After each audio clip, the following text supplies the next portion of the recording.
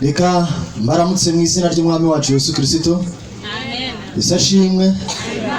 Maranatha. Mwami Yesu naze. Maranatha. Reka dufatanyirize hamwe gushima Imana muri uyu mugoroba.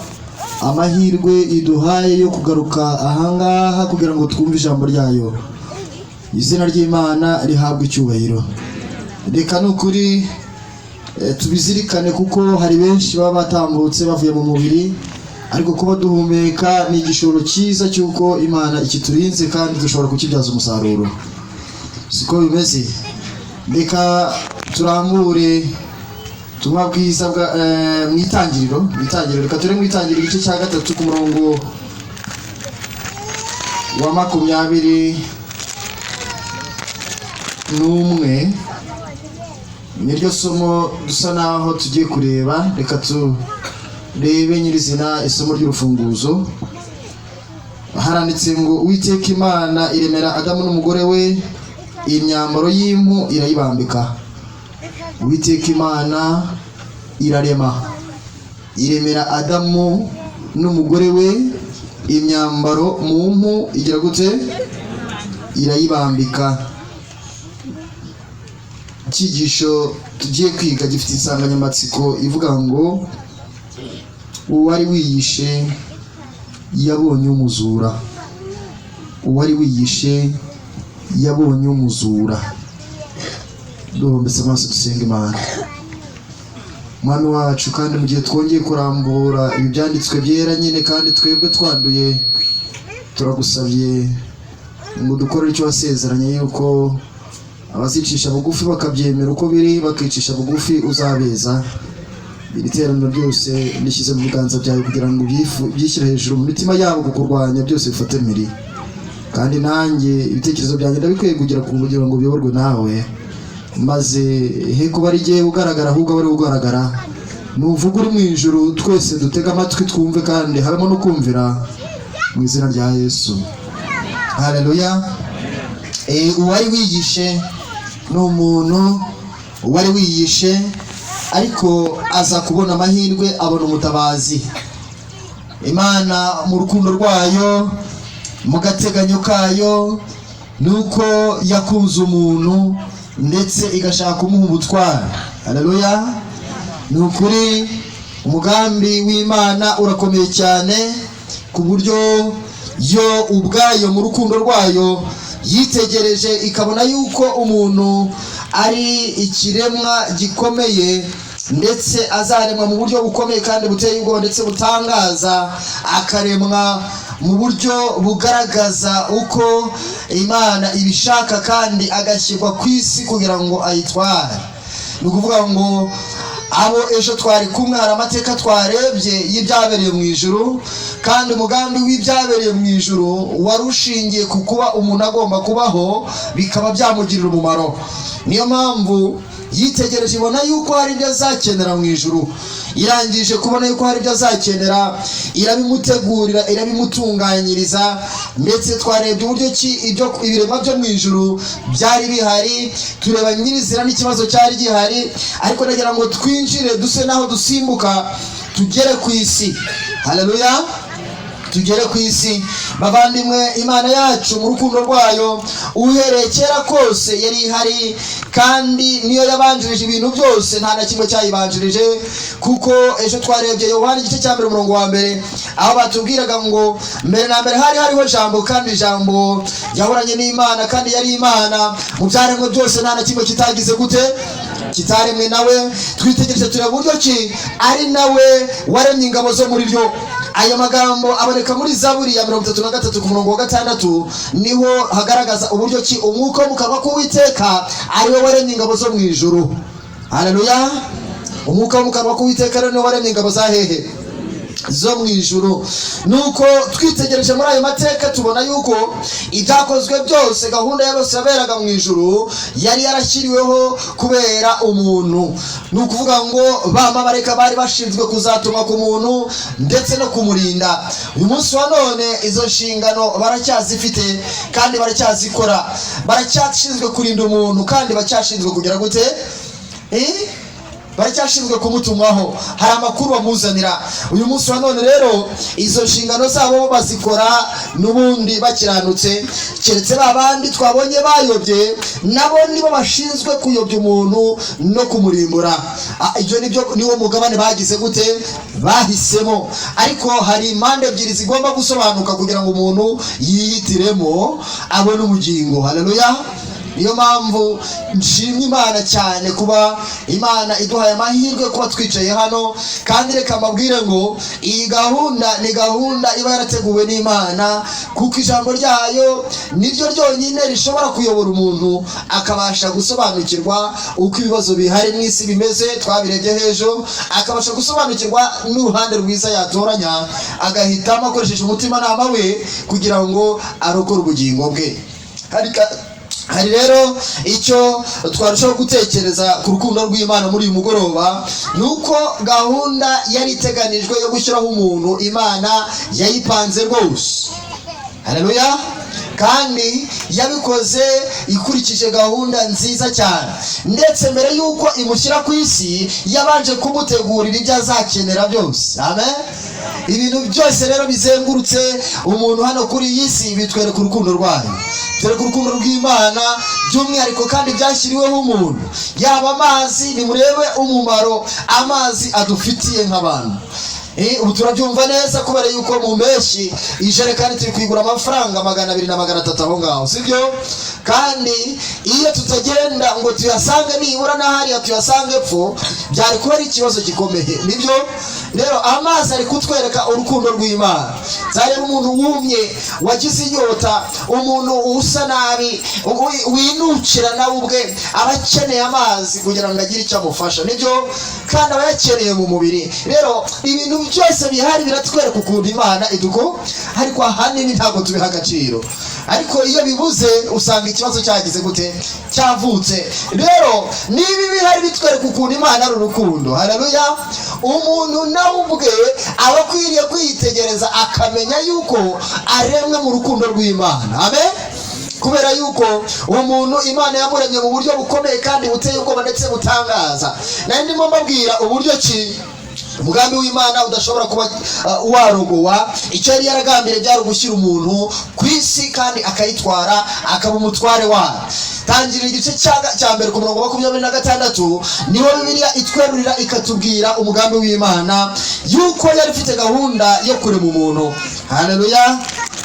Yari ifite gahunda yo kugira gute, nuko Uwiteka Imana iravuga iti, turaba umuntu agira ishusho yacu ase natwe, batware amafi yo mu nyanja n'inyoni n'ibisiga, n'inyoni n'iki, n'ibisiga byo mu kirere, n'amatungo n'isi yose. Mbese turi kujyana n'igikururuka hasi cyose. Imana irema umuntu mu ishusho, Imana irema umuntu mu ishusho y'Imana, niko yamuremye. Umugabo n'umugore niko yagize gute, niko yabaremye.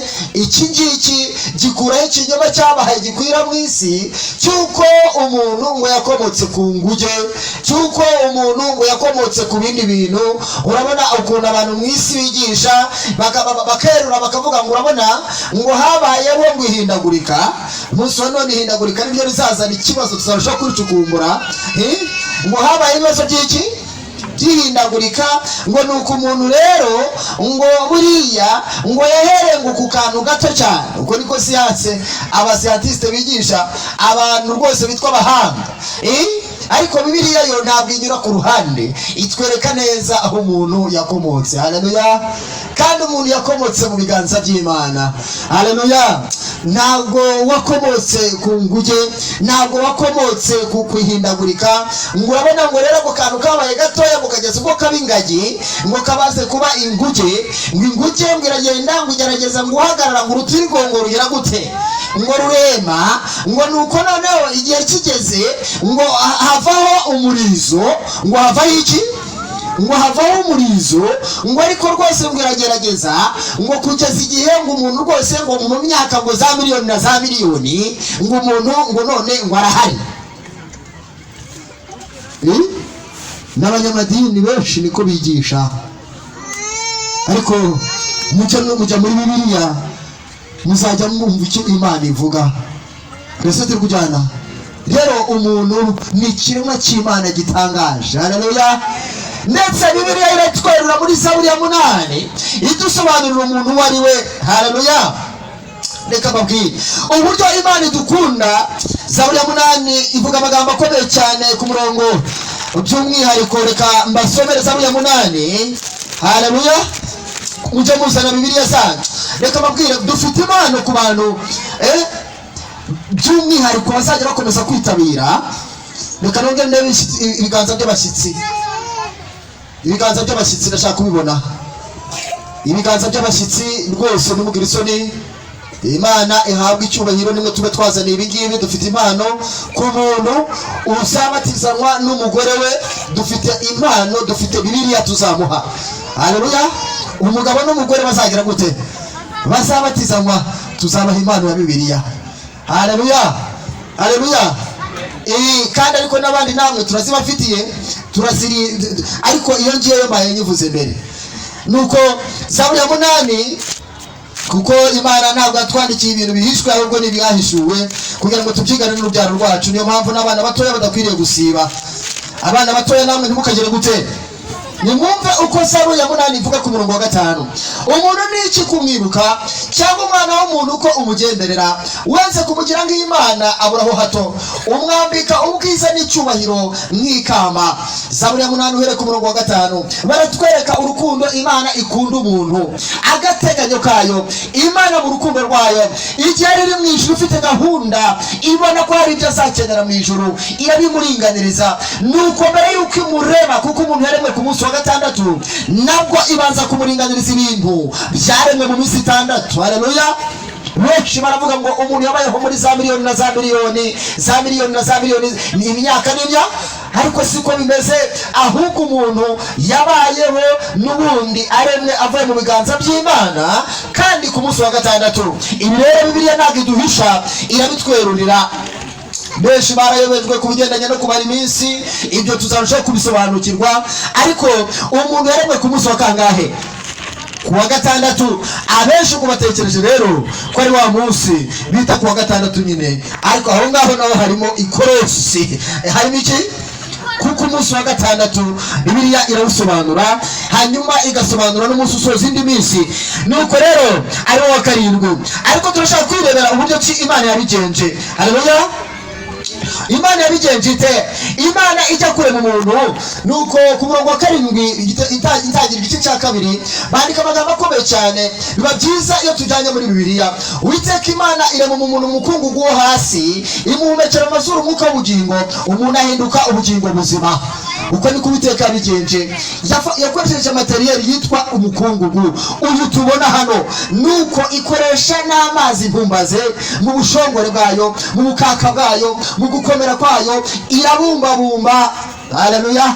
Ibumbabumba isura, ibumbabumba ikibumbano. Nuko irangije iritegereza iryo bumba, iravuga iti ariko hano hakwiriye kujya amaso, hano hakwiriye kujya izuru, hano hakwiriye kujya umunwa, ndetse hano hakwiriye kujya intoki, kandi izo ntoki ni ngombwa zikwiriye kujyaho inzara. Irareba iti ariko umuntu azagenda reka muhereze ku maguru, ariko umuntu azaba ameze ate buriya? Reka muhe n'umusatsi, reka muhe n'ingoyi, kugira ngo zijye zirinda ivumbi ritinjiramo mu jisho akazahuma. Ariko uzasanga abantu batangiye kuvuguruza Imana, batarika izo ngoyi wazimpereye iki, bagatangira kuzogosha, bagatangira kuzepiya. Niko bavuga, niko muvuga harya. Bagatangira kugira gute? Tangiye kugenda uvuguruza Imana. Bagatangira kujya hari byinshi. Ariko ibyo byose biratwereka urukundo rw'Imana. Umusatsi uratwereka urukundo rw'Imana, ingoyi ziratwereka urukundo rw'Imana, izuru riratwereka urukundo rw'Imana. Mbese utarifite yabasha kubaho? Buri kantu kose Imana yashyize ku muntu ni akantu gasobanutse, gatwereka urukundo rw'iki? atwereka urukundo rw'Imana. Rero ndagira ngo mutekereze rwose uburyo ki Imana itwitaho, uhereye ku byo yaduhaye bituzengurutse, ariko nugaruka nawe wirebe urebe ukuntu Imana ikwitaho. Abantu benshi bamaze kuba ibyihere, bangije imibiri yabo, batsembye isengero Imana igomba guturamo, bazitsembesha ibiyobyabwenge, bazitsembesha ibintu byinshi bashyiramo. Abo bantu nyaboneka baragoma, bari kwangiza umuntu w'Imana, kandi n'ukuri bari gutsemba urusengero. Ndetse Bibiliya iratwara ikatubwira mu rwandiko Pawulo yandikiye Abikorino mu gice cya 3, aho avuga amagambo akomeye cyane akerura akavuga ati rero nuko mumenye yuko muri isengero z'umwuka wera, nuko mujye mubana n'Imana. Hano akavuga ngo ni munsi yuko muri urusengero rw'Imana, kandi iyo kuko ari umwami w'iki, kuko ari kandi ko umwuka w'Imana aba muri mwe. Umuntu utsemba urusengero rw'Imana rero Imana izamutsemba, kandi urusengero rw'Imana ari urwera, kandi urwo rusengero ni mwebwe. Umugambi Imana yari ifite wari wo gutura mu muntu, ikagendera muri we, igakorera muri we, ikavugira muri we, ikayoborera muri we.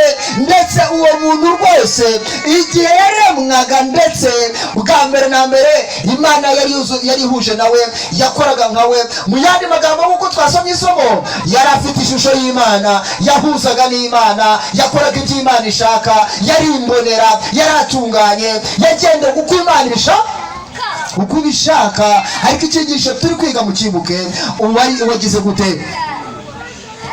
Uwari wiyishe Imana yagize gute? Yaramuzuye, izina ry'Imana rihabwa icyubahiro. Bavandimwe, mu rukundo rwayo Imana nababwiye uburyo ki intambara yatangiriye mu ijuru, ariko umuntu atanahari. Nababwiye n'uburyo umuntu yabaye ikibazo ataranabaho, kuko yanzwe kera ataranagira gute, ataranavuka. Nanabaye n'urugero rukomeye cyane rw'ukuntu uzarebe n'ugihe umuntu ari urusore mu nda ya mama we, Satani atangira gushaka uburyo ki iyo nda azagira gute, azayikuramo, akoresheje abashimise be, akoresheje abarozi be aba yaratoje, bagatangira gukora uburyo runaka kugira ngo iyo nda izagire gute. Ntabwo ari bo mwe kubareba, murebe gitera, murebe nde, murebe Satani, murebe nyirabayazana, murebe nyakuzana ibyo byose. Nuko rero nibwo muri bwinjire mu rukundo rw'Imana. Rero iyo twitegereza ibizengurutse byose, umuntu niwe byashyiriweho, izuba niwe ryashyiriweho, ndetse ibyo byose Imana yabitengeneje neza, cyangwa se yabiringanije neza ku munsi wa mbere. Haleluya! Ubwo Imana mu itangiriro yaremaga umucyo, yarimo gutegurira umuntu, ndetse ku munsi wa kabiri ishyiraho ikirere cyangwa se isanzure, igashyiraho ahantu kuva hasi kugera hejuru hariya tureba.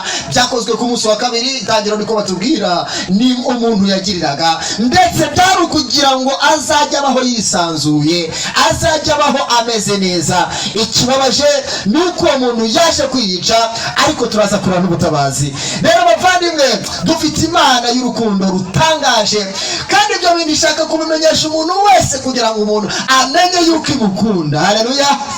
Amenye uko imwitaye. Nubwo uwo muntu yaje kwangirika, ariko Imana icyamugenera imigisha yari yamugeneye. Haleluya! Hari ibintu bikigaragaza ko urukundo rw'Imana ruhari. Hari bikeya, ibisigisigi byinshi, nako ntabwo ari bike. Namwe mwitegereze, ku munsi wa gatatu Imana yaravuze ati ariko umuntu, kuko amazi ngo yaratendeje mu isi cyane gusa, iravuga iti oya, izamura itaka. Haleluya! Ahumutse haraboneka. Nuko iravuga itumva nta kundi byagenda, uyu muntu agomba kuzahinga ubutaka, agomba kuzamera iki. Ku munsi wa gatatu hatangiye kumeraho n'ibiti by'amoko atandukanye, kugira ngo ibyo kurya bye bizagire gute. Ibyo kurya by'umuntu byateguwe mbere. Byagize gute? Cyateguwe mbere. Byumvikane ko rero icyitwa urukundo rw'Imana, iyo utarwize ngo urusobanukirwe, kandi reka mbabwire, iyo nababwiye ejo ukuntu iyo uzengurukije amaso hano mu isi udapfa kurusobanukirwa, udapfa kugira gute, ntabwo upfa kurusobanukirwa, kuko hari ibintu byinshi bifunze bikubuza gusobanukirwa urukundo rw'Imana, kubera yuko akaga n'ibyago n'amakuba n'imibabaro n'uburwayi n'ubukene n'ibindi byinshi biri hano bituma abantu batabasha kubona neza urukundo rw'Imana ngo ni uruhe. Kuko umuntu wese aba ageraniwe n'ibibazo, ariko iyo uvuye mu gitabo cyo mu isi ukajya mu gitabo cya Bibiliya uhishukirwa neza ikibazo uko giteye, ariko ukabona n'igisubizo. Ubona uko ikibazo cyaje, ariko ukabona n'uko kizarangira. Ubona ikibazo uko uteye, ariko ukabona n'uko ukwiriye kuba uteye. Haleluya. Rero ntabwo Bibiliya igusiga, ahubwo Bibiliya ihishura urukundo rw'Imana ku rwego rukomeye. Rero dukeneye ihishurirwa, kandi igihe Imana irimo kutwigisha muri ubu buryo ibishaka kuduhishurira byanze bikunze kugira ngo dusobanukirwe n'urukundo rw'Imana. Haleluya. Rero Imana mu rukundo rwayo yaringanije ibintu byose kuri gahunda, ndetse bigeze ku munsi wa kane iritegereza iravuga iti ariko uyu muntu azaba akeneye umucyo, azaba akeneye izuba, azaba akeneye ukwezi, azaba akeneye inyenyeri ngo zimufashe maze zimumurikire, zimusobanurire ibintu byose ukuntu ari Imana ibifite mu kiganza. Haleluya. Byose rero byerekana urukundo rw'iki? Byerekana urukundo rw'Imana ku muntu. Mbega uyu muntu ukomeye gutya, mbega uyu muntu uteye ubwoba, mbega uyu muntu ufite ubutware, uyu muntu utwara inyamaswa, uyu muntu utwara ibyo hejuru agatwara ibyo mu isi. Imana yamuhaye ubwenge buri hejuru y'ibindi biremwa byose. Bigeze ku munsi wa gatanu, murebe muri Bibiliya mu Itangiriro niho turi, nuko Imana iravuga iti ariko buriya umuntu hari ibyamugirira akamaro byo mu nyanja, ibyo ngibyo nabyo ibishyiramo, ariko se buriya hari ibigurutse mu kirere ntibyamugirira umumaro, nabyo ibitunganya neza. Haleluya. Haleluya. Ibyo byose biratwereka urukundo rw'Imana. Nyamuneka iyo utavumbuye urukundo rw'Imana uhora mu bwihebe, uhora rwose uri umwihebe, uhora ufite ikibazo. Ariko kuvumbura urukundo rw'Imana n'ihishurwa ry'Imana. Ndimo ndinginga Imana kugira ngo ibintu ndi kuvuga umuntu wese asenge abisobanukirwe, maze bicengera mu mutima we, avumbura urukundo rw'Imana, arushake, arukunde, arukurikire, kuko uzaba ufite urukundo rw'Imana azahoraho iteka ryose. Haleluya. Mbega urukundo rwa Yesu, sinzi uko naruvuga, kuko rusagutse ikirere, rusagutse uko umuntu yabitekereza, ariko turagerageza dufateho gakeya. Izina ry'Imana rihabwe icyubahiro. Rero ibyo byose bimaze gutungana ku munsi wa gatandatu, inyamaswa nibwo Imana yazitunganije irazirema. Muze kwitegereza ibyabayeho ku munsi wa gatandatu, nuko murasanga yuko ibyo Imana yaremye byose byari byiza cyane, ariko ngo mu masaha ya kare Imana yarabanje avuga iti reka habeho inyamaswa zo mu ishyamba n'izo mu rugo, maze izo nazo ziratambuka zivuye mu itaka ariko kubw'ijambo. Ariko bigeze mu masaha y'isaa 9 kuri uwo munsi wa gatandatu, ngo nibwo Imana yamanutse imanukana n'umwana wayo, ndetse muri iyo shusho, ndetse icyubahiro cyayo igicisha bugufi, ijya kugisanishaho gatoya, ndetse n'umuntu ukwasa, kuko n'ubundi uwaremye umuntu ni Yesu Kristo mu ishusho y'umuntu. Amen. Kuko ibyaremwe byose niwe wagize gute. Ubwo rero niyo mpamvu yagaragaye mbere. Twarebye icyigisho kitubwira ngo nubwo kikirusha ubukuru, ariko akirusha iki? Kuko yahoyeho kera, yabayeho kera, ibyaremwe byose niwe wagize gute. Abantu benshi ntibabyemera, ariko yigeze yabihamya ubwo yaganiraga n'Abayuda. Araberurira icyigisho tusiga kizatubwira uburyo ki yabayeho mbere, ngo Aburahamu atarabaho ndiho. Yitwa ndiho. Benshi rero ntabwo bemera yuko Imana yagaragaye mbere cyane, ariko ishusho y'Imana yagaragaye mu ijuru mbere. Ibi kugira ngo ubyumve, reka nguhe icyitegererezo. Iyo umuntu ashaka kubaka inzu muri iyi minsi, aragenda akajya ku mudizayina, akajya kuri uriya muntu wize ibigendanye na civil engineering cyangwa se ibyo kubaka, yarangiza akamubwira tumva ndashaka inzu imeze gutya na gutya na gutya, akayimushyirira hariya mu mashini, akamufotorera ifoto, akayisohora, kandi abagiye kubaka bose bagakurikiza icyo gishushanyo. Niba abantu babikora umunsi wa none, kuba Imana yerekanye uko ibyo umuntu bizaba biteye, urumva aribyo byayinanira. Yari bizi neza nawe uko uzaba umeze gutyo, kuzabura umugore umeze gutyo, muremure, mugufi, w'imibiri yombi, ikuzime neza. Haleluya. Kandi nanjye nzi neza, yari bizi neza ko inshingano yanjye izaba ari iyi. Naratarataje njya mu bucuruzi, naratarataje njya hehe, nagerageza rwose ntako ntagize, ariko Uwiteka yarabizi neza ko inshingano izaba ari iyi. Mu bindi byose rero igikomeye nicyo ngicyo. Haleluya. Shima Imana cyane iyo mbona ndi gukora umurimo ntakwiriye gukora, uwo Yesu Kristo nawe yaje agakora hano muri iyi si, yakajya azenguruka akagerageza kubwira abantu yuko Imana ibakunda. Rero nishima cyane iyi nshingano. Reka ngarukiraho, nanjye urukundo rw'Imana rurantangaza, ariko icyo nababwira ni kimwe, nuko Imana igukunda. Haleluya. Ngufitiye inkuru nziza yuko Imana igira gute, iragukunda wa mugore we, iragukunda wa mugabo we, ikwitayeho. Haleluya. Uba umuntu ushima Imana uko imwitaho nagire gutya ayiha icyubahiro. Ni ukuri nawe birebe, ubirebere iwawe, ariko urebe ubundi wakwiyicuza ko ukabyuka ukihumuka, wakwibyura. Ese utwo kurya ntarabananiwe kutumira, ubu ngubu bamanitse. Hari abantu benshi bamanitse amaguru muri za CHIK Rwamagana hariya, hano aho bahita babatransfera, ariko wowe uracyahumeka. Niki watanze, niki wishyuye? Hari abantu benshi twari tuziranye, abo twanganaga, abo turuta, tugenda dushingura, ariko se niki, hari icyo twatanze, niki watanga? Imana ishaka yuko uvumbura urukundo rwayo. Ibyaha byinshi wakoze yaragiye iricecekera, irakomeza kugendera ibyo kurya, irakomeza kugendera imyambaro. Yewe wari ukeneye n'umugabira mu guha, wari ukeneye n'amafaranga yaguha, nta kitakoze, ariko iragushaka uyu mugoroba. Haleluya. Keneye umutima wawe. Bibiliya rero ikatubwira mu gitabo cy'Imigani ngo mwana wanjye umutima wawe. Hari impamvu, nuko hari uwari wiyishe ariko yaracunguwe, yaratabawe, yaraje agira ngo amuhe ubugingo. Haleluya.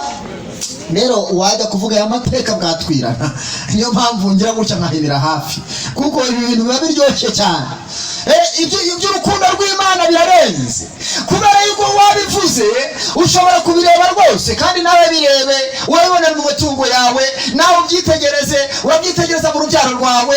Mbese iyo tubonye turi guseka, twari utuntu tw'amazi, mbese ubitekereza ute?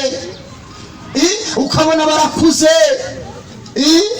nta kintu wigamo. Erega buriya irahari ngo twigishe, irahari ngo itubwire, ariko abantu benshi bashaka ibintu ahari runaka bimeze nk'ibitangaza. Reka mbabwire, igitangaza ni ukuvumbura urukundo rw'Imana. Haleluya. Ukaruvumbura, ukarushaka, ukarukurikira, ukireba, ukareba hakuzengurutse. Ngiki kigenderewe, kandi Satani yagerageje kuruhisha rwose, yagerageje kwerekana yuko bitabaho. Imana yuko ariyo yaduteye ibibazo byinshi, turabifata tukabishyira ku Mana. Abantu benshi bareba ubukene bafite bakavuga atari kubundi kukiyemeye komba gutya. Ntabwo ariyo disi, ntabwo ariyo kibaye wari usobanukiwe ikijambo rivuga. Ntabwo ariyo yatumye umukene, ntabwo ariyo yatumye urwara, nta ndwara yari yaremye, ntabwo ariyo yatumye utindaha. Ariko nukuri shima Imana, ahubwo uhirimanire kuzahuka k'umutima, kuko ibyo byose bigiye kuvaho vuba ahangaha. Ibihe by'umubabaro biteye agahinda, umuririmbyi yatubwiye ngo byose nabituye i Karuvali. Bituye i Karuvali. Yesu wari bugufi, ari bugufi guhindura ibintu byose, ari bugufi gukuraho akababaro kose, uburwayi bwose, ubukene bwose, ariko ibyo bintu arimo azabikuraho ku musozo. Tuzarushaho gusobanukirwa. Ndagira ngo nihute rero, kubera yuko murimo mugenda mutwirana, mbabwira urukundo rw'Imana. Igihe isaha yari igeze ya saa 9, Imana iramanuka itaba kakondo, ibumbabumba uwo muntu rwose ureshya ngo na metero ahari 6 abagerageza kugereranya, nuko imushyira hariya, imaze gucamo ingingo zose akeneye ngo imuhumekera mu mazuru umwuka w'ubugingo. Mu yandi magambo, imwubarara hejuru, umunwa ku munwa, izuru ku izuru, iramuhumekera ati baho. maze aritsamura. Haleluya. Arahaguruka. Umugabo w'igishongore yari yihishemo, muri we harimo abandi benshi cyane. Haleluya. Bibiliya ikatubwira ngo yaramye amahanga yose y'abantu bakomoka ku muntu umwe. Byakozwe 17. Haleluya. Byakozwe 10 kangahe? Uwo nguwo yari yihishwemo n'abandi benshi. Ni kimenyimenyi ngo mu kanya gato yaramusinzirije, irangije mukuramo urubavu, irurema n'umugore, irangije irazi bakorera ubukwe disi. Ayiwe, mbega ukuntu ari byiza. Hako mujya munezerezwa no gukwera. Ese shimye abantu bajya banezererwa mu bukwe. Muzamura ikiganza.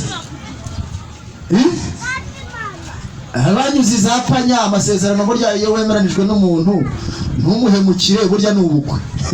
Namwe mumanikire.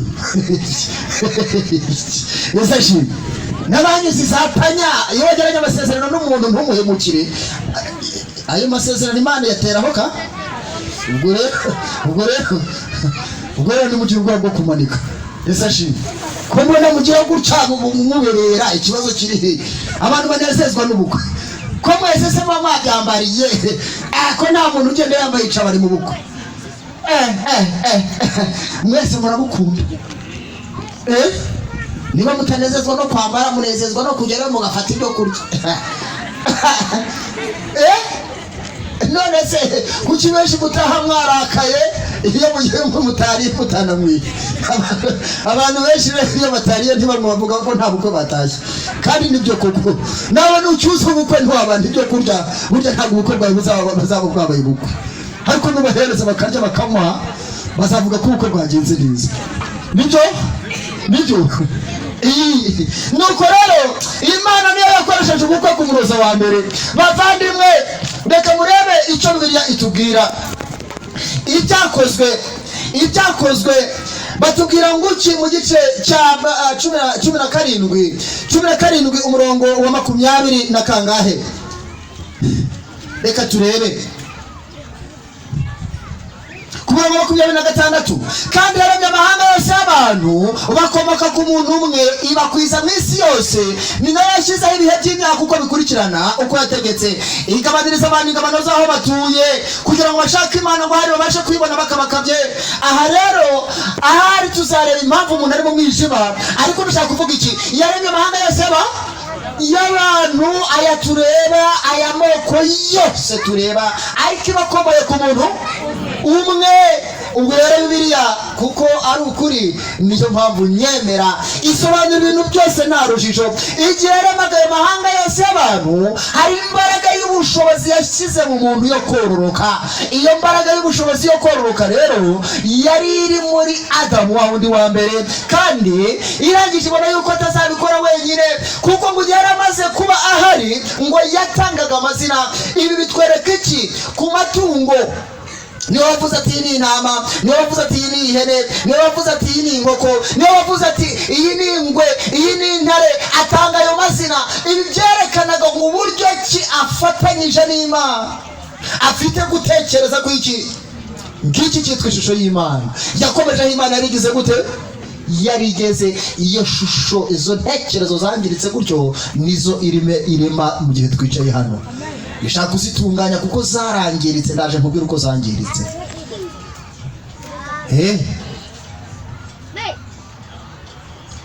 Ejo nababwiye ukuntu mu ijuru habaye intambara, ndetse Mikayeli n'abamarayika bakatabarira kurwanya icyo kanacyo kikarwana n'abamarayika umuntu ntiyari ahari. Niyo mpamvu azicara agaca urubanza rw'Imana na Satani. Ariko muzi ukuntu Imana imukunda, kuko ntiyari ahari. Buri gihe icyo ari cyo cyose urubanza rucibwa n'umuntu utarugize gute? Utaruhari. Rero Imana mu buryo kidukunda izadushyira hariya ngo twicare tuba abacama, tutsindishirize, tuvuga ati ibyayo birakiranuka, ibya Satani by'ibyo yadukoreye twarabibonye, abo yahinduye agatero twarababonye, uburwayi yazanye twarabubonye, ubwicanyi yazanye twarabubonye, yewe ibyo yakoreshaga twica twarabibonye. Hari igihe yakoreshaga amasasu, hari igihe yakoreshaga imihoro, hari igihe yakoreshaga ibyo byose twagize gute? Kandi ntitwigeze tubikunda.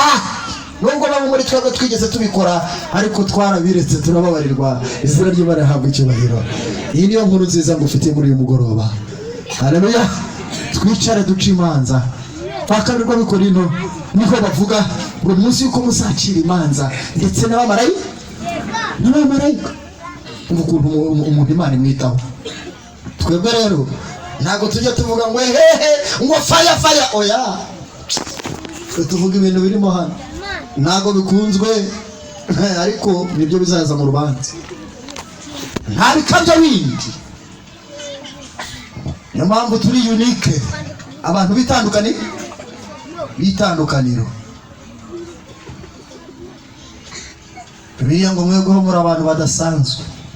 Bisashi rero bavandimwe, nihuta mu gitekerezo nuko uwo muntu wari waremwe gutyo atunganye, hari ikiremwa cyamwitegererezaga. Ni Satani wa wundi wa mumarayika waguye ejo nababwiye, yari arimo amwitegereza ashaka uburyo azamwikuraho, azinjirira urugo rwe akarufata, agafata intekerezo ze, isi ye akayigarurira. Rero umuntu yaratwaye rwose kuko yashyizwe mu ngobyi ya Edeni ngo ayitware n'ibirimo byose. Ariko hari byari byabaye igihe mu ijuru habagaho intambara, habayeho kuva mu ijuru kwa zangabo zagize gute, zatakaye. Satani n'abamarayika be bajya ku ruhande rumwe bakora inama, baravuga bati uriya muntu tugomba kumwigarura byanze bikunze. Kubera iki? Niwe utumye tuva mu ijuru aho hantu heza. Kuri bo ntibari gusubira ngo bishoboke kuko bari barahaye igihe cyo kwihana gihagije. Ntibari kwihana ngo bigire gute bishoboke. Ubu igihe turimo twebwe dufite amahirwe.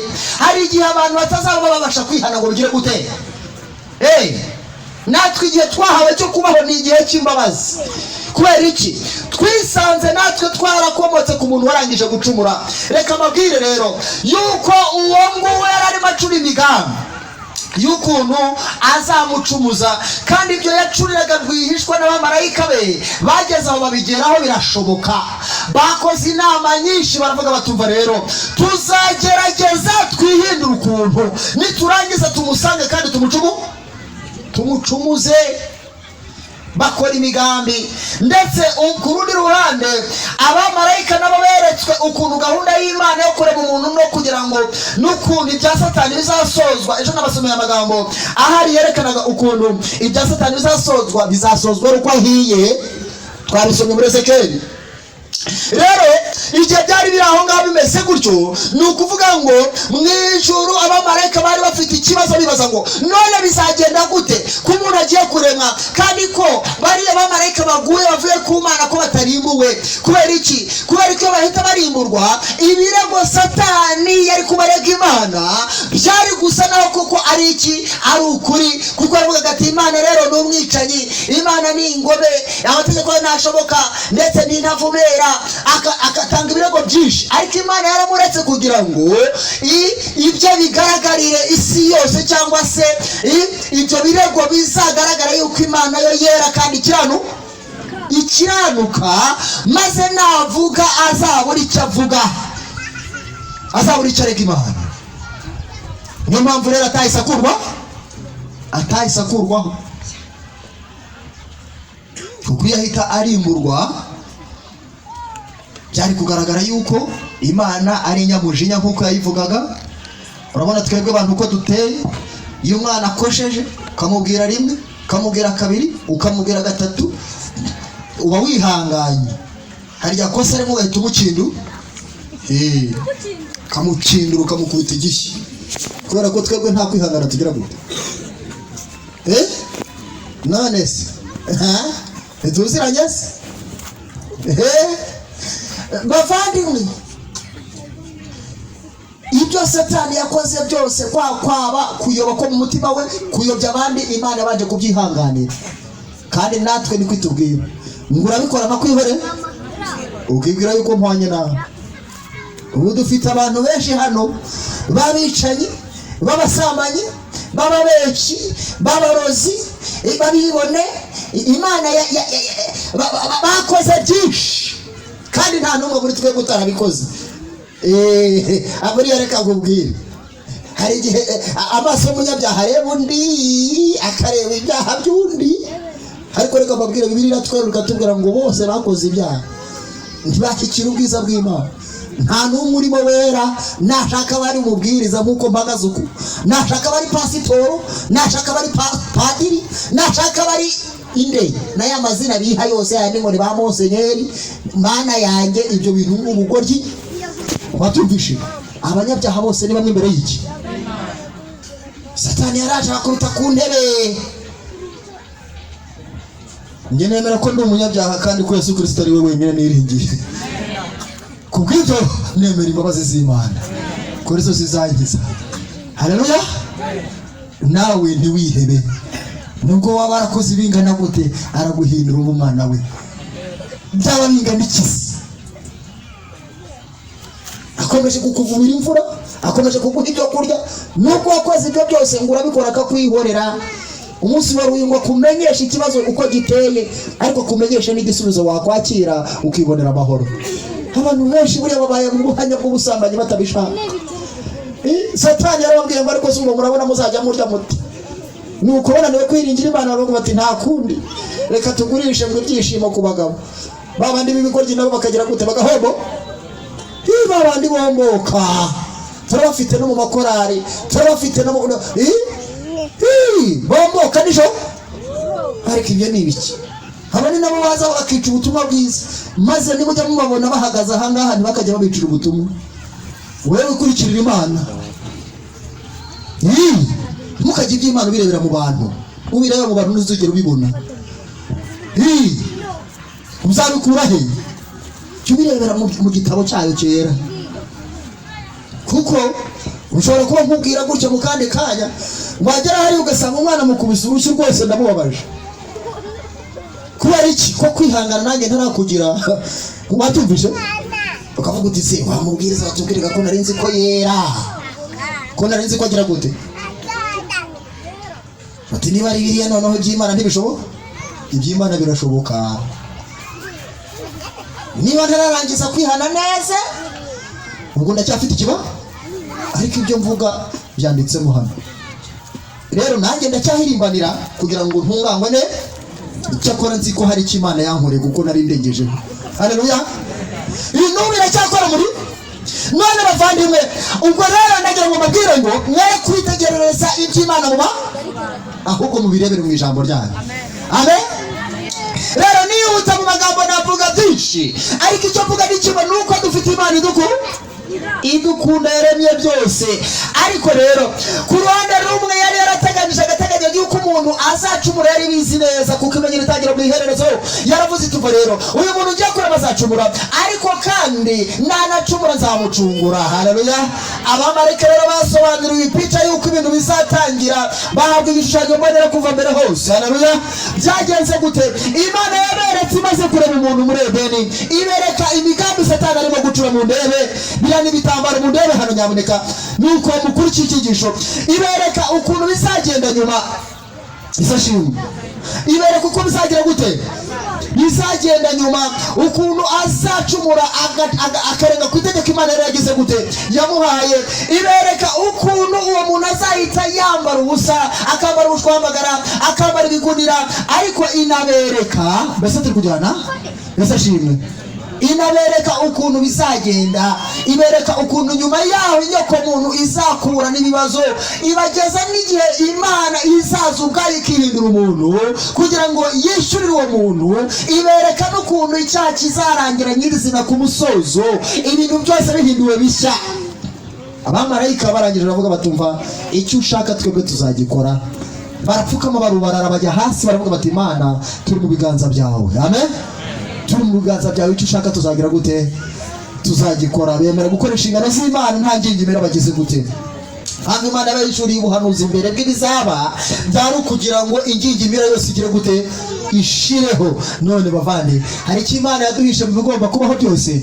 Ndagira ngo mararika tugiye kwiga igitabo cy'ibyahishuwe, tuziga ibyagombaga kubaho n'ibigomba kubaho. Benshi ntabwo bajya babikibabwira, barabahisha bakabasomera amasomo y'ubuguyiguyi asobanura urukundo rw'Imana ruvanze n'ibyaha, ariko ntabwo ari uko bimeze. Urukundo rw'Imana rutunganya umutima rwose, rukaweza, rugakuramo ibintu byose byanduye, rugakuramo imyanda yose rwose igatamburuka, nuko ikajya ahagaragara. Nuko rero nihutira cyane kugira ngo nsatire aho ndi buze gusubikira kugira ngo nzahasubukurire. Ndagira ngo mbabwire ngo igihe umuntu yari amaze kuremwa, Satani yari arimo kumucurira imigambi, kandi uwo muntu yari ari kumwe n'umugore we banezero bari mu ngobyi ya Edeni, kandi bari batwara amafi yo mu nyanja, bari batwara ibyo mu kirere, bari batwara inyamaswa zose rwose zibumvira. Ntabwo zabatinyaga, ntabwo bagombaga kuzica, ntabwo bagombaga kugira ibyangirika, ahubwo ibintu byose byari bimeze neza, byari bitunganye, kuko igihe byari byarangije kurema ngo Imana yabonye ko ari byiza cyane. Nuko irangije ikubitaho na kashe ku munsi wa karindwi ngo iraruhuka. Imirimo yayo yose yagize gute? Yakoze ku munsi wa karindwi uhereye mu Itangiriro igice cya 2 kugera ku 3 n'abatubwira ngo nuko Imana nuko imirimo yayo yose yagize gute? Irangije gukora iyo mirimo ngo uwo munsi iraweza. Imaze kuweza iwuha umugisha. Hari umunsi umwe wejejwe, umwe wonyine, witwa Sabato. Ni umunsi wa karindwi, aho benshi bakunda kugira gute? Kuwita ku wa gatandatu. Ariko nagira mbabwire ngo umunsi umwe wagize gute? Wejejwe. Haleluya, amen. Bane guha umugisha mwana w'umukobwa. Hano tuba dutakaza amazi adasanzwe. Buriya iyo mutacyitayeho mujye mumenya yuko murimo kugumba. Ubuse ndamutse nikubise hasi hano Imana ntiyabambaza. Yabambaza amazi dutakaza hano abateye ubwoba. Birumvikana? Nyamara murumva atari ikibazo. Ariko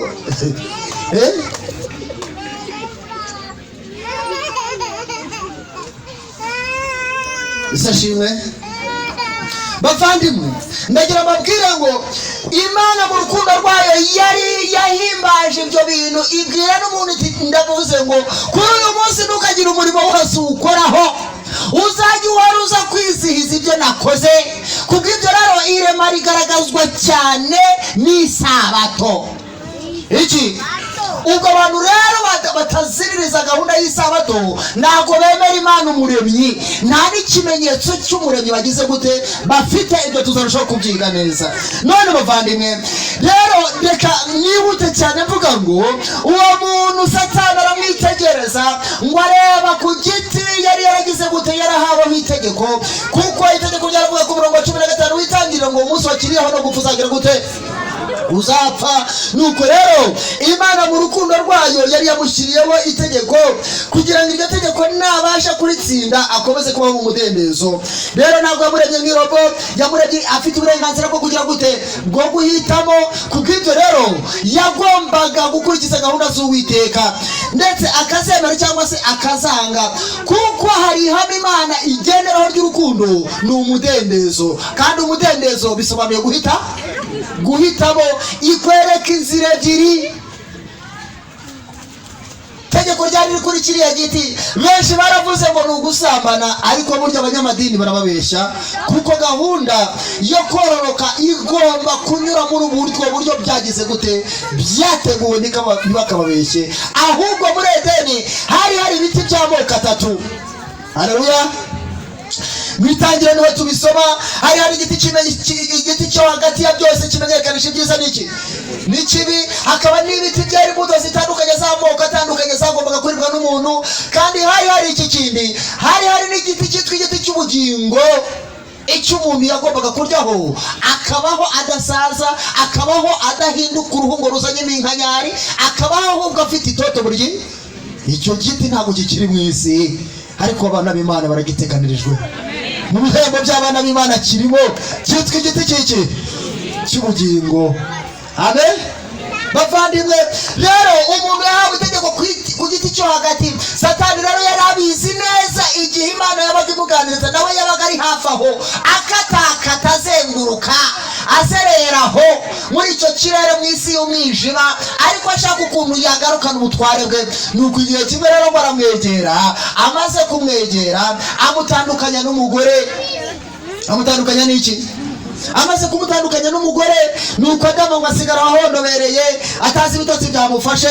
Nuko rero Eva nawe maragenda ajya kwitegereza cya giti ngo cyari kiriho inzoka. Iyo nzoka ngo cyari kiremwa cyiza ndetse ngo kidateye nk'uko tukibona uko, ahubwo ngo yari ifite uburanga cyane. Ngo ariko noneho arangije ngo yumva inzoka irimo iramuvugisha. Ngo iramuvugisha mugira gute? Iramuvugisha itangira kumubaza ati harya ngo Uwiteka aravuze ngo ku giti cyose cyo muri iyi ngobyi ngo nimuzakiryeho. Umva ukuntu yamubwiye. Tangiriro 3 umurongo wa mbere. Inzoka yarushaga uburiganya inyamaswa zo mu ishyamba zose Uwiteka Imana yaremye. Ibazo uwo mugore iti ni ukuri koko Imana yaravuze iti nimuzarye ku giti cyose cyo muri iyi ngobyi. Umva ikibazo kirimo udutiri kirimo uburiganya. Ni ukuri koko yarabivuze. Imujyanye kuri biriya biti bindi. Inzoka imushuka gutyo. Uko niko na Satani asanga abantu agendera mu buriganya. Mbere yuko akoresha gahato akoresha uburiganya. Nusambana nta kibazo urabugerageza kwirwanaho kugira ngo ubone ibyo none amafaranga bayakura he? Niwiba n'ubundi utibye inzara yagira gute? Yakwica akakwereka impamvu zose ugomba gukora tekinike. Abatekinisiye muri abo ariko n'abantu batekinika mu nyandiko n'ibiki byose n'amaraporo ngo n'ubura ubwenge ngo Imana izagira gute? Iyo ntero ubwenge barabuhinduye. Mu gihe Bibiliya ivuga ngo kubaho Uwiteka nibwo bwenge kandi kuva mu byaha niko kugira gute? Noneho abantu bahinduye ubwenge yuko ari ugukora tekinike zirimo ubujura. Zirimo iki? Zirimo ubujura cyangwa se zirimo n'ibindi byaha. No, ibyo byose byitwa ibyaha kandi bizajyana abantu mu kurimbuka. Rero yakoresheje iyi gahunda yo kugira ngo abashuke nihuta mu magambo. Igihe yarimo avugana n'uyu nguyu, uwo mugabo nawe ntiyarahare, yari yahondobereye kandi Imana yari yaramuje gutandukana. Nuko noneho uwo mugore nawe arahangara arayisubiza ati imbuto z'ibiti byose byo muri ngo byitwemerwa kuziryaho keretse imbuto z'igiti kiri hagati. Dore ko rero abagore atari ibyoza. Ubundi ntabwo yari yarumvishije inzoka ivuga, ariko none atangiye gushimuzanya nayo ayiganiriza. Uko niko abantu rero iyo bajya kwinjira mu byaha hari ibintu byinshi Satani abayoberezamo. Iyo abantu bamwe bajya kwinjira mu busambanyi batangira kugenda bareba amafilimi gake gake. Wabyumvishe?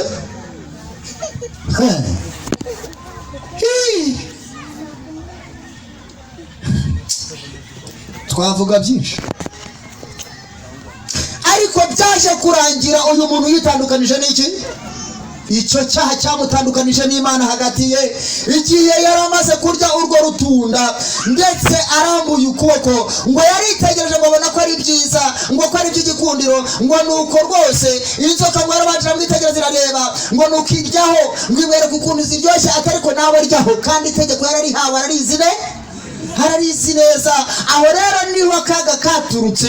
Uyu muntu igihe yemeraga ibyo byigisho by'inzoka imubwiye yitandukanije n'iki? Maze arambura ikiganza ajya kuri iryo tunda ryabuzanijwe. Igihe yari ahekenye arakanjakanja, arimo akanjakanja, ubwo yari akanje icyaha kandi yari yinjije Satani muri we. Maze arahekenya, biragenda binyura mu muhogo, biragenda bigera mu nda, bigera mu igogora, birema amaraso. Icyaha kiragenda kinjira mu mitsi yose, ubwo kigera mu maraso kirakwira. Kandi cyari cyarangije kugera mu ntekerezo kare. Igihe yahitaga bavuga ati nanjye ngiye kugira gute? Ngiye kuryaho, aryaho, kuko mwashatse gusa n'Imana. Yasumbwe niyo Satani yamushukishije. Imana yari bizi yuko muzahinduka mugasa nayo, mukagira ubwenge burengeje nuko umuntu ngo abone yuko iby'Imana yamuhaye bidahagije ashaka ibirenzeho. Uko niko abantu benshi bayobagurika. Iyo bashaka ubutunzi cyane banyura n'inzira zagize gute? Zabuzanijwe. Abantu bakabara bakavuga bati rero niba ari no kujya kwiba turajyayo, niba ari n'ubusinzi turabukora, niba ari n'ubusambanyi turabukora, ariko dukunde tubone iki? Nawe rero nuko yaravuze atumva icyo ari byo byose n'ubundi kugira ngo natwe duse n'Imana, reka twemere tukirye. Akiriyeho abatandukanye n'Imana. Ryo Imana ku bwonko nibwo yagize gute? irahunga irigendera kubera yuko satani yarahabonye icyicaro. ubundi ahantu hari icyaha satani aba ahabonye icyicaro, ariko iyo icyaha kihavuye satani aba ahavuye. Haleluya. ahantu hari icyaha satani aba ahabonye iki? niba uba uri kuri vora ari gutwara ari kugira gute? igihe rero umuntu yarariye uwo mugore, yaragiye asanga umugabo aramubona, abona asanga ikibuto atigeze abona, ariko aramuririra, aramubwira ati ariko ubundi rwose sheri rwose se nutaryaho urabutankunda.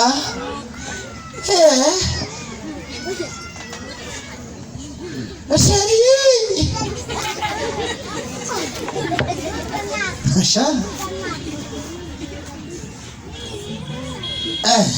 uzi kugira ibyago ukaryamana na Yezebeli. umugabo yabikoze abizi, ntabwo yagwiririwe, ahubwo yaravuze ati nanjye ndamukunda n'urubavu rwanjye, ariko abagabo mukunda bakora.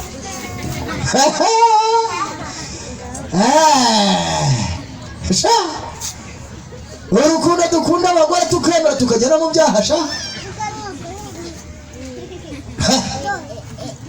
Madamu yarabyitegereje, Pawulo niko yabyanditse ngo kuko ngo n'ubundi umugabo atari wabashutswe ahubwo ari umugore bagize gute.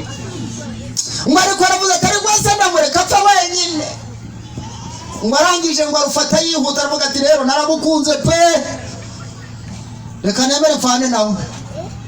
arurya abizi kandi abisha. aruriye vuba, umwanditsi umwe niko yanditse ngo yaragifashe ngo aragihekenya vuba vuba. arangije akinjiza muri we, akinjiza muri we nawe ngo yumva umwuka w'Imana ngo pshu, arigendeye, asigara ari igihungetwa. maze ako kanya ngo bihindukiye bose, akimara guhekenya ngo babona bambaye iki? babona bambaye ubusa, batangiye kuvuga atari kose noneho biragenda bitera, batangira kugenda bimunyamunya, batangira kugenda bashaka kwihisha. ariko igihe bakira aho ngaho satani nabwo arabasanga arabatera. rero buriya rero nimwihute cyane, nimwirukanka mujye kurya kuri cya giti cy'ubugingo, nta kintu muri bube, muzakomeza mubeho. kumbi ngo bashaka kubateresha indi ntambwe ikomeye cyane yo kugira ngo bahite barabera mu byaha by'iteka ryose. iyo baramuka bagiye bakakiryaho kiriya giti, ubu ntabwo tubona ba bantu bashaje, ahubwo tuba tukibona bagihonda agahanga. rero Imana nayo ngo inama yari iri kubera mu ijuru cyane, ngo ahise yohereza abamarayika bafite inkota zityaye zirabagirana, baragenda bahagarara kuri cya giti cy'ubugingo kugira ngo umuntu atagira gute, atakiryaho.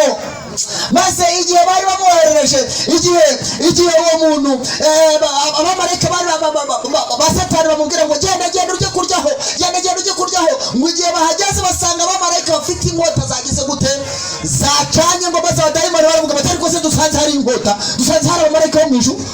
abamarayika ba satani bagira ubwoba, baravuga bati noneho rero birakomeye, ubu se akacu. ngo bategereje yuko hari ikintu kigiye kuba batazi. Haleluya. kandi koko hari ibyo Imana yari yarahishe igiye guhishura. maze umuntu abuze uko abigenza, atangira kwishakamo igisubizo. uko niko abantu benshi iyo bashaka gusanga Imana bayoberwa ibyo ari byo, akavuga ati ubu rero ngiye kwishakira umwambaro, ngiye kwishakira iki. ngo baragenda bashaka ibintu bibabi binini by'imitini, barangije barabyikinga, ariko izuba naryo ryari yarangije kwinjizwamo n'icyaha. izuba naryo ryari yarangije kwinjizwamo n'iki? kuko igihe umuntu yararangije kwakira icyaha, cyahise gipoisoninga, cyangwa se cyahise cyangiza ahantu hose, yarahumetse ikirere kirangirika, ndetse cyaragiye kinjira mu mirerantanga kidusangayo. kigira gute? kidusangaho. niyo mpamvu umuntu avukira mu cyaha ntihazagira ukubeshya, umunyabyaha acyanduririye. ni Dawidi amaze kumenya ngo erega mu byaha nimo mama yagize gute.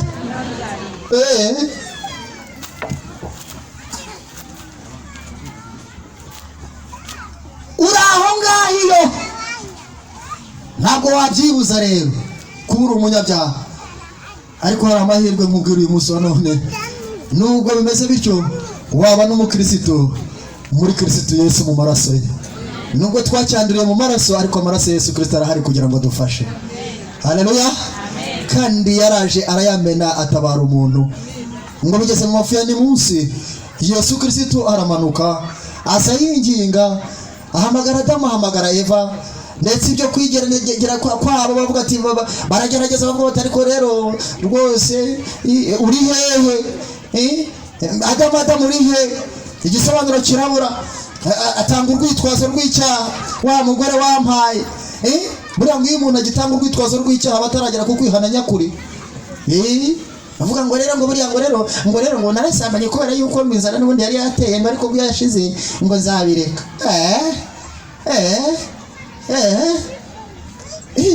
Ubu utaragera ku kwihana nyakuri. Buri kwihana nyakuri kugaragazwa n'iki? Benshi bafite ukwihana kw'ubupfu kuri aho ngaho, baragenda bakajya mu madini ngo tugeze mu gihe cyo kwatura, noneho bakagera ibyo bakikira ngo rero Imana imbabarire urukundo rukeye. Ngo rukundo ruke kugeza igihe Imana yamusangiye isanga umugabo n'umugore, ndetse umugabo ageze aremera avuga ati ariko rero ndabyemeye nakoze icyaha. Yakikuye agishyira ku mugore, ndetse umugore akikura agishyira ku nzoka. Inzoka rero nayo ni Satani nyine, ibwira Imana iti wandemeraga iki? Kibura nyiracyo. Icyo cyatumye Imana ifata iya mbere ikavuga iti rero reka njyewe nzigira umuntu nyishyireho. Cyaha kibura nyiracyo kiragenda kici Pawulo rero akabisobanura akavuga ati utigeze kumenya icyaha Imana yaramufashe muhindura kuba icyaha ku bwacu. Tujya twumva Bibiliya. Haleluya. Rero nihuta kandi kugira ngo soze uwo muntu Imana imaze kumusanga yamweretse ubwo bushwambagara bwe, irangije imuha inama rero kugira ngo ukire ukwiriye kwakira ntama y'Imana ukuraho ibyaha bari mu isi. Haleluya.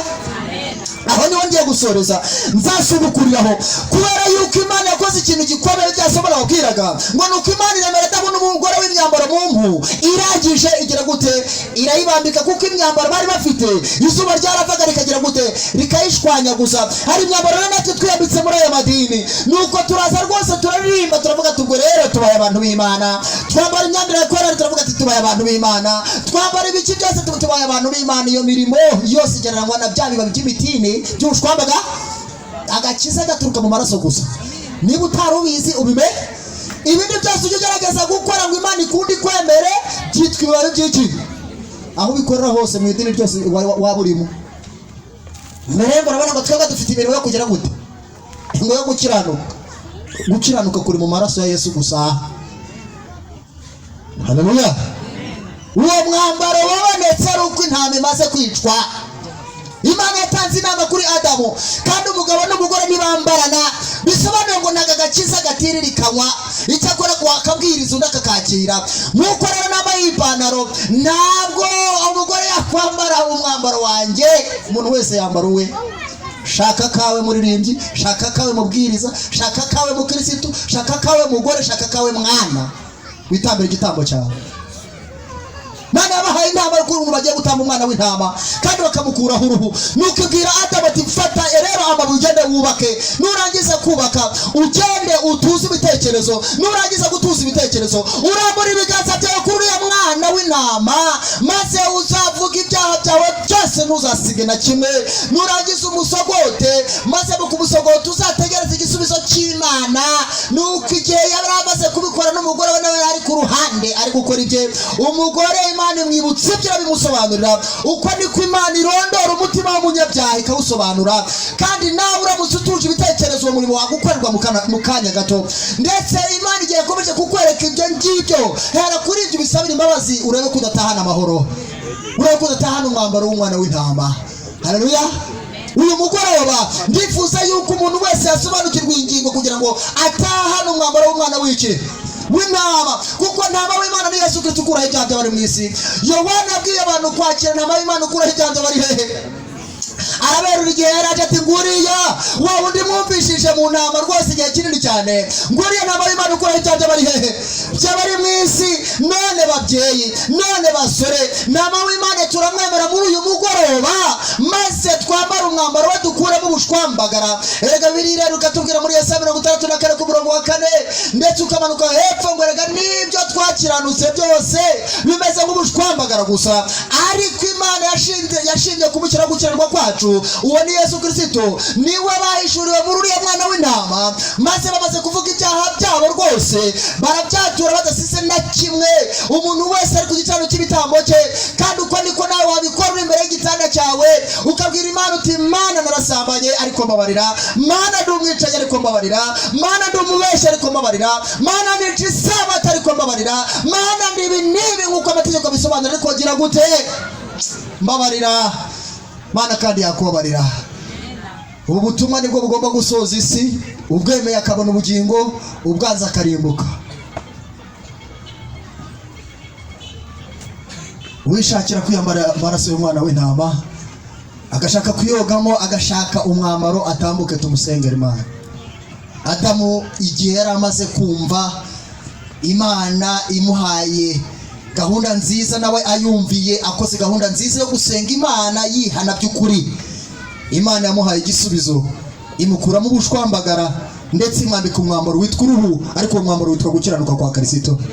Ni amahoro Imana itanga, ni urukundo Imana urwo kwamurira icyaha ku bwonko, maze ikagaruraho umwuka wera, ikagaruraho guhumeka neza kw'ijuru, ikagaruraho icyizere cy'ubugingo buhoraho bwo muri Kristo Yesu. Haleluya. Umuntu wumva wishakira kwiyakirira uwo mwambaro natambuke tumusengera Imana. Tambuka nyaboneka, ntugire isoni, uze tukufashe kwinginga. Kandi nawe inama wazibonye, utahe wubaka ahantu uzajya upfukama wiringira ayo maraso kugeza igihe uzavira hano muri ubu buzima, cyangwa se na Yesu Kristo agaruka ukiri muri ayo maraso uzibonera ubugingo buhoraho. Tambuka rero, niba mwuka w'Imana bikwemeje, tugusabire Imana. Tambuka udafite isoni. Uratambutse muzehe, urashaka kongera kwakira amaraso, Imana iguha umugisha. N'undi umusaza akunda amaraso cyane ku buryo ahora atambuka, akunda amaraso cyane, akunda umwambaro wa Kristo cyane ku buryo ahora atambuka. Musaza, Uwiteka kwishimire, kandi n'ukuri nta gisa no gusazira muri Kristo. Dara basaza nibo biyakirira, ani habwe cyubahiro, mwitambukire basaza. Haleluya. Mana biyakirire, n'ukuri Imana ibaha umugisha, mwiyogere muri ayo maraso. Saza uhumure, icyaha nubwo cyakugejeje mu burwayi ariko Yesu Kristo arabasha kukuzura. Tambuka, Mana bishimire. Tambuka, Mana boze mu maraso. Tambuka, Yesu aboze mu maraso. Tambuka, n'abana batoya bahora batambuka, Mana boze mu maraso. Muzibukire rwose igisa n'ikibi, muhinduke insengero z'Uwiteka. Hari benshi bashaka gutambuka, babihamisha gutambuka bakaza imbere bakavuga bati turahamya yuko Yesu Kristo ari intama y'Imana ukuraho ibyaha by'abari mu isi, kandi ko tumwemeye. He kugira ikindi ushyiraho, ahubwo ugende neza, ukomeze uca bugufi. Tambuka nawe tuyiseye, Imana iguha umugisha. Tambuka, dore igihe wamuhereje inyuma y'urugi. Tambuka, Yesu aguha umugisha. Haleluya. Nta kindi cyadufasha usibye kwambika uriya mwambaro. Kuri itorero agiye gusengera abantu b'Imana bitanze, hamwe n'abandi mwese muhombeka amaso mu mitima yanyu, kandi umuntu wese wimenyeho icyaha acyatura imbere y'Imana mu mutima we, Imana iramubabarira. N'abatinye gutambuka muhumura, Imana irabumva kandi irabakira nk'uko n'abangabo yabakiriye. Haleluya. N'abafite ubwoba ndabizi, ariko muhumure, Yesu Kristo arabakunda. N'abamusanga bafite ubwoba nabo arabeme, upfa kuba wowe uri mugambirira mu mutima, aho niho yitegereza. Gira hino usabira abantu b'Imana. Reka duhombetse amaso dusenge. Turagushimiye Data wera, izina ryawe rihimbazwe. Nukuri muri amasaha y'ikigoroba ugire neza ubugingo bwacu, kutweretse inzira yo gukira, izina ryawe nirishimwe. Nta kindi cyadutandukanya nawe uretse icyaha. Niyo mpamvu uyu mwanya wuguriye amarembo kugira ngo umuntu acike Satani, azazibukira cyane igisa nacyo, no kurushimwe Mana. Muri uyu mugoroba abagabo n'abagore, abakuze n'abato batambukiye imbere hano bahamya ko badashaka ko mu cyaha. Data wera, mwuka wera akomeze kubibafashamo, kandi imbaraga y'ijuru komeze kubatsindira ikibiri gisa nacyo, kugira ngo Satani amware maze wimike ubugingo bwabo, kandi imbaraga bikomeze kuba mu bugingo bwabo, kugira ngo bakomeze kunesha batineshereje, ahubwo banesherejwe nawe. Muri uyu mugoroba twese n'abicaye dutsindiwe imbere yawe, ndinginze cyane ngo tubabarirwe nawe.